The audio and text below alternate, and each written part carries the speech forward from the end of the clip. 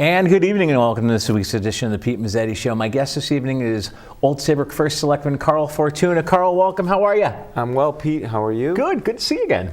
Good to see you, and thank you for having me on again. Thanks for coming down. Anytime, you know that. Anytime? Yeah, anytime. All right. Anytime you want. So what's going on in the town of Saybrook? That's a big question. Well, we got a half hour or so. Yeah. So, no, we have a lot going on. We have, one of the things I wanted to address right off the bat, Pete, was the discussion about a medical marijuana dispensary coming into town. Okay, and sure. It's been on Facebook and it's been on people's minds. And I just want to clear the air on that so people understand the facts. Absolutely. So the state of Connecticut right now, I believe, has 9 medical marijuana dispensaries all over the state of Connecticut. Just 9, okay?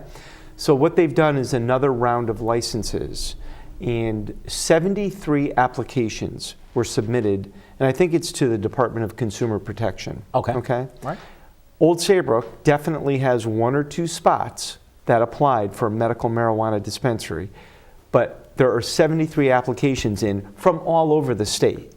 So I believe the town of either Westport or Fairfield has 5 applications in. Right. So while it is certainly possible that Old Saybrook will get a medical marijuana dispensary, it is not a guarantee. People are definitely talking about it, but it is medical marijuana and it is legal and it does help people. And in fact, you may have read this recently. There's been a lot of talk about medical marijuana helping the opioid crisis. Yes. And helping people get off opioids. Right. I assume OxyContin, heroin, and some of those things. So, and I had never heard that before until someone mentioned that to me about 2 weeks ago. Okay. So it is legal, it is a fact, it is a possibility that Old Saybrook will get one, but it is certainly not a guarantee. Right. As I said, there are 73 applications in the state of Connecticut. They're only going to give 3 to 9 more licenses out. Right. So to get one is a very low possibility, but it is a possibility, and I want people to know that. Absolutely. I don't want it on Main Street. I don't want it in certain areas of town. I would prefer it not to be. Okay. And I know a couple of the locations that applied in town. Okay. Our zoning commission is having a public hearing on this next Monday night. All right, excellent. I assume it will be reasonably well attended. When I say next Monday night, for your viewers, that's May 7th. That's right. Unfortunately, that is also the night of our public hearing on the budget, but we'll talk about that in a little bit. Right. So I wanted to get that out right off the bat, because people have been asking, and those are the facts. Right. Now, how do they decide where in the towns that they go? That's a good question, and we actually sent an email up asking them that question, and their response was, "We'll let you know when we award the licenses." So they really didn't. Yeah. They're not giving a lot of information out other than they received 73 applications and they do plan on granting 3 to 9 more licenses in the state of Connecticut. So there you have it on the medical marijuana dispensary. Hey, short, sweet, it's a hot, to the point. It's a hot issue. It is. That's why I'm bringing it up. It definitely is a hot issue. And what's going on in town? There's been a lot of discussion up at the state level, and this is kind of a bit of a maybe a boring topic, but we all generate garbage, right? And many towns in the state of Connecticut throw their garbage away, or it gets taken to, including Old Saybrook, a facility in Hartford. And that facility has a lifeline of about 5 more years. And after that, nobody knows where the garbage is going to go. So the state of Connecticut has put out a new regulation asking that towns commit to 60% recycling and 40% waste over the course of the next 3 to 4 years. Right. And if you were to take a guess, well, I won't put you on the spot. All right. But right now, we generate about 60% waste and 40% recyclable. All right. And we are able, people don't even realize how much they can recycle. So I am on a push right now to get Old Saybrook ahead of the curve on recycling. And We are going to have a meeting at the Board of Selectmen where we're going to invite some ideas in to see how we might get Old Saybrook residents to generate more recyclables as opposed to and less waste. The town of Old Saybrook, just so you know, and I'm probably putting you to sleep with this. No, you're good. We pay about $200,000 a year to get rid of our garbage. $200,000. So imagine if we were to reduce that by 33%. Okay. That would be a $70,000 a year savings. That would be. Right off the bat of the amount that we pay to get rid of Old Saybrook's waste. So it's an incentive for the town to reduce costs, but also to help the environment. And while the state figures out where our garbage is going to go, we don't know where the garbage is going to go in about 5 years. And we certainly don't want it to go in the ground like it used to. Right now, we burn it. A lot of it gets burned and trashed to energy. That's the Hartford plant. What we don't want is to start burying this in Ohio and Maine and New York. That's not what we want with our garbage. We want to be better to the environment than that. Exactly. A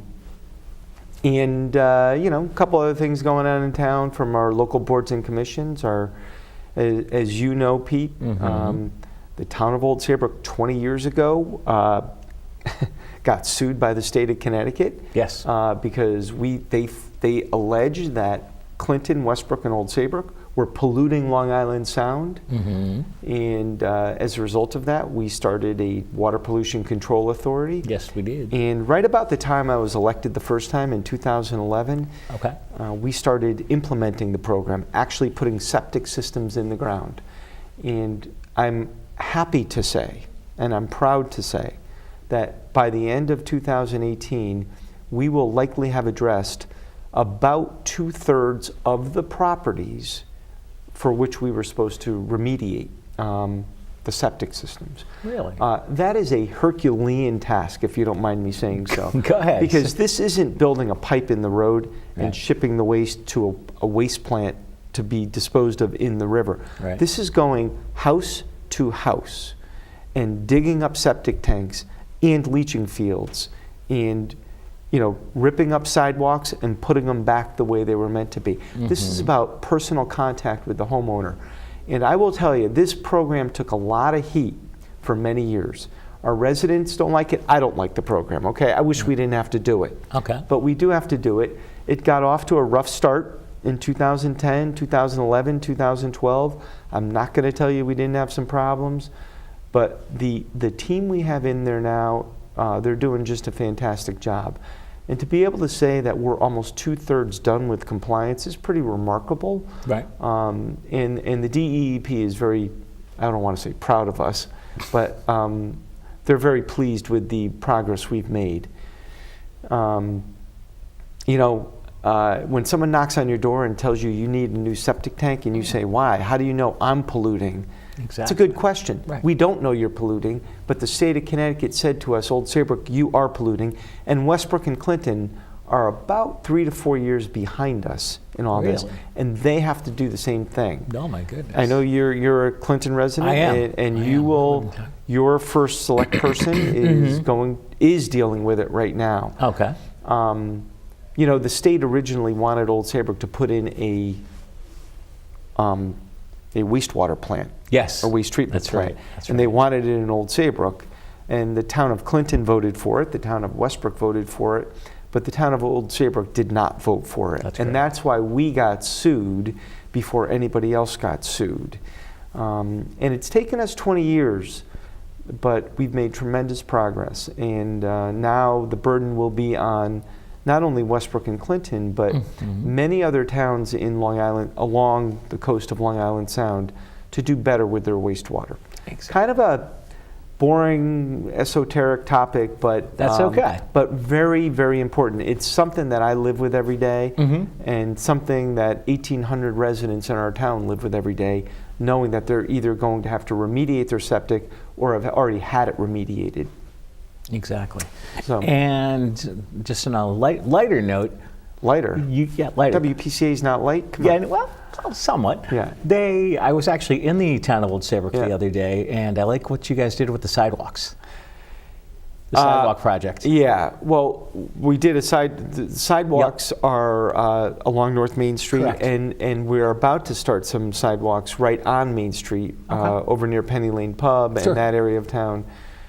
Look, we live in a very walkable town. Yes. And when you live in a walkable town, you want people to walk on safe sidewalks, right? Oh, totally. So you really have to take care of your sidewalks. I don't think there's many towns in the state of Connecticut that are able to actually keep up with the repairs in their sidewalk. Right. But I work very closely with Larry Bonin, our Director of Public Works, Okay.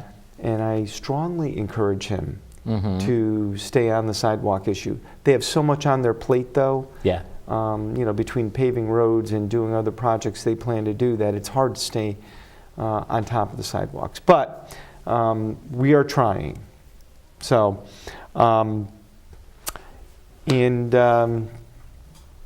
don't know, I can keep going, or I don't know if you need to take a break. I was going to say, I think we're about to So we have go. I think we're about to go into the break. Would you mind sticking around? I'm here. Me I don't too. know if it's time for a break. I'm ready It to go. is time for a break. We'll be right back. We adopted Christopher when he was about 8 years old. How are you doing today? He's really an outstanding young man. Presto. Christopher just fits. He's part of our family. So what are you going to do this weekend? Goodwill has given him the opportunity to blossom. We're very proud of him. We can't imagine our life without him. So, I just moved in with his family, and it's embarrassing. The little one, he likes to go outside and crawl around in the giant litter box. I don't know what he's doing. I mean, I was born and I knew how to use the litter box. Look at that! That's disgusting! Oh, poop already! You're making me nervous. Oh, okay, I can't look at this anymore. I really hope he grows out of this, for his sake. And welcome back to this week's edition of the Pete Mezzetti Show. Sitting here with Old Saybrook First Selectman Carl Fortuna. Carl, welcome back. Glad to be back after the break. And Me too. Yeah, a quick anecdote here. When I'm around at a social event, whether Yes. it's golf or whether I'm having dinner out, and people come up to me and start talking about town stuff, like your first segment, I can go right down the rabbit hole. Yes, I you can. I can just take people down into these issues that their eyes start glazing over, then they're like, I'm never going to ask the first selectman another question in my life. But I'm not that way. No, you're not. But No. sometimes when I talk about this stuff, it's what I live every day. Exactly. And I'm passionate about it. Totally. And they're very important issues to the town, but maybe not to everybody. Exactly. But anyway, you wanted to talk about another topic. Yeah. I know that. Let's talk about what's going on with the local transit district because Yes. I know the transit district covers Old Saybrook. Yeah. So Nine-Town Transit, Right. People know it as what? The green buses, right? Right. That drive around town. Yep. I've used it. I've used it. And you've used it. So the state has what they call a special transportation fund. Okay. And they're saying it is completely and grossly unfunded, and that's why they want to put in tolls Right. so that they can get that fund up. Unfortunately, Nine-Town Transit receives some of their money from the state special transportation fund. Yes. That fund is in absolute crisis. Okay. And they are reducing the funding for Nine-Town Transit. So on July 1, if Yeah. nothing happens, and we all know the session's only another week. Yeah. Right. All right? So if nothing happens on July 1, Nine-Town Transit, and I received an email from them today, they're stopping Saturday service completely. Yes. 15% reduction to A their decrease. overall budget. Right. So they're going to stop Saturdays completely. I think some of the rides that go to the older folks, Yep. they're not going to be free or reduced anymore. Right. They're going to do a reduced fare. The problem with cutting Nine-Town Transit, and we all know this, and maybe a lot of the people watching don't. Right. The people who are taking Nine-Town Transit aren't the ones who can go buy a car. Right. They're the ones using it to get to Walmart, to get to the retail stores, Right. to help us, those folks who do have cars, Right. go and buy stuff. And Correct. without a lot of these people, getting around through public transportation, it's going to affect our economy. It is. Because people will have less workers to draw from. I guess what I'm saying at the end of the day, between the elderly and the needy, it affects those that are most vulnerable to transportation issues. Okay. And I would urge all our legislators to work together to be able to find some funding for Nine-Town Transit, because it is a very successful organization. It is. They get a lot of ridership. And if people saw the numbers on the ridership, they'd be stunned, because it's in the hundreds of thousands a year. It is. And Joe Comerford, the executive director, does an excellent job. I'm sure you've had Joe on. Joe was on with me about 2 weeks ago. Yeah. And so Joe talked about this. Yes. Oh, yeah. It would definitely affect Old Saybrook, even if service is reduced 15%. And if they don't get the funding they need, they're going to shut down in July of 19. Wow. I mean, basically, if they do not fix the Special Transportation Fund, they're talking about a 50% cut to Nine-Town Transit on July 1, 2019, which basically puts them out of business. Yeah, basically. I mean, we shouldn't be talking about these things. No, definitely not. That's not an issue that the state should be facing. And it's not an issue that the riders of Nine-Town Transit should be facing. Exactly. Speaking of issues, what else do we want to talk about this segment? I guess you have some pretty good news. Well, so I mean, I have good news from the town's budget perspective, well, but I mean, we can do that. I mean, it's all related. The state and the town are related. So I can have great news about the town of Old Saybrook. Rah rah, go Old Saybrook. It's my job. Yeah. Okay. All right. What do you got for me? But if we are not, well, hold on, I'm not done. I'm not delivering the punchline yet. All right. If we are not successful as a state, where our state has its finances in order, it hurts Old Saybrook, it hurts Westbrook, it hurts Clinton, it hurts West Hartford. So I can sit here and tell you, you know, the Old Saybrook budget this year, my general government budget was up 0.21%. I was up $35,000 on 19 million, which is a very low increase, basically a flat budget. Our schools came in at 0.6%, under 1%, and we have enough new revenue coming into town on our grand list, and the apartments over by the train station are an important part of that. Yes. That it will cover any new expenditures. So the town of Old Saybrook's mill rate right now is 19.66, and this episode, as you indicated to me, is airing on May 1st. Yes. We have our town budget meeting on May 7th, which is a Monday. Next month, week from tonight. And then our referendum will be on May 15th. So if the referendum is successful, and I would urge all Old Saybrook residents who are eligible to vote to please vote. The budget referendum is generally a very low tally vote, and I would love to see more people get out and vote. But we are looking at a mill rate going from 19.66 to 19.6. So we are looking at a tax decrease in the town of Old Saybrook, which is something a first selectman has not been able to say in 30 years. And you know, it was a variety of events. It was some people leaving and bringing on some people in at a lower salary, but we also made some personnel changes this year. We looked at some positions and we said, does that need to be full-time? And we determined it didn't need to be full-time. Okay. So when you do that, you lose some benefits. And I'm not saying that's a good thing for that employee. They're still eligible for the exchange to get health insurance on the state exchange, but they're not getting the full-time benefits in Old Saybrook. But what we've done is we've created a much more nimble workforce. So whereas someone used to be siloed or just working in the building office alone, now they're a town hall administrative assistant, which means they can go to my office, they can go to the building office, they can go to the fire marshal's office.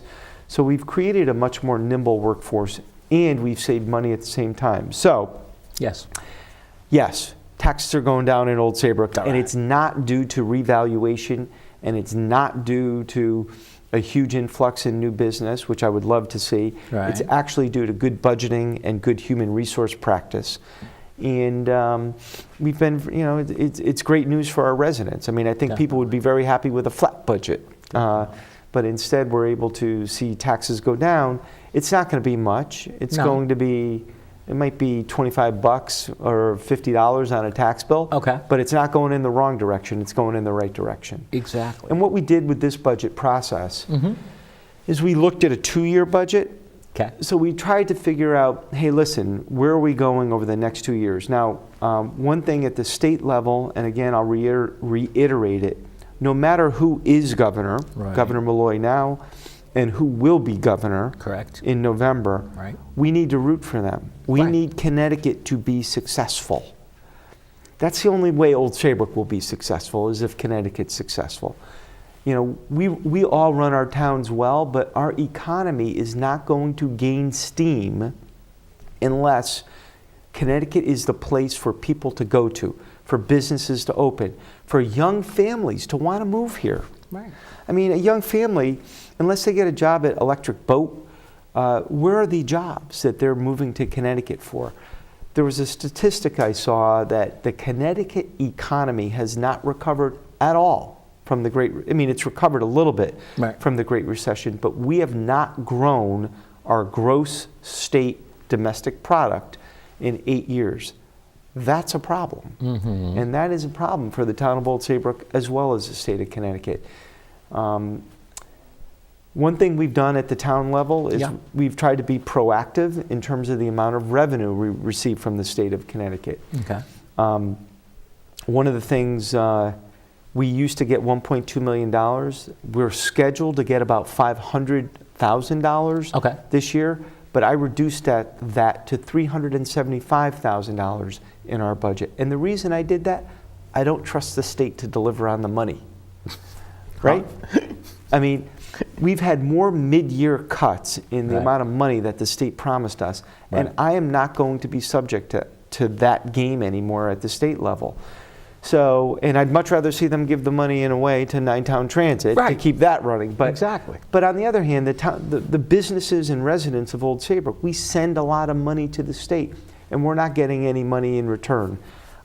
So we're learning how, as a community, to be self-sufficient from state revenue. And there's not a lot of towns in the state of Connecticut that can say that, unfortunately. A lot of towns are very dependent on state revenue flowing back to them.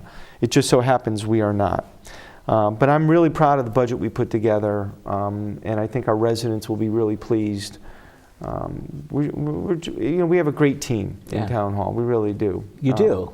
And I mentioned to my finance director, I'd love to get her on. Who's your finance director? Leanne Palladino. Okay. Leanne was the former chief investment officer of the state of Connecticut Pension Fund. So she's good with numbers, okay?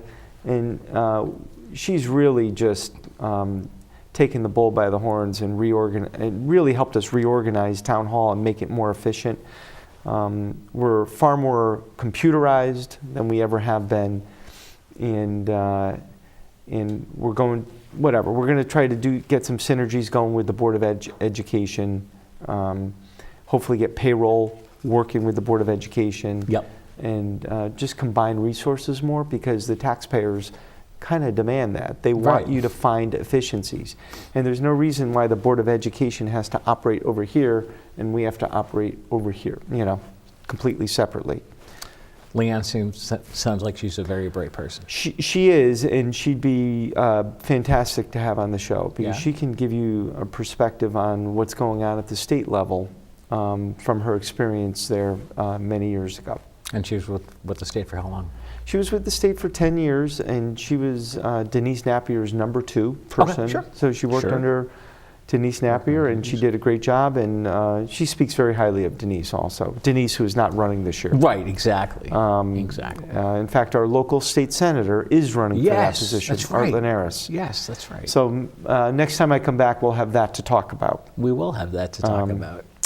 So, and then we have some businesses opening up, as you know. We do, that's right. We have Penny Lane Pub coming. Not Penny Lane Pub. Penny Lane, I was kidding. We have Penny Lane Pub is a great restaurant in town, of course. But we have the new pub coming, Little Pub. Right.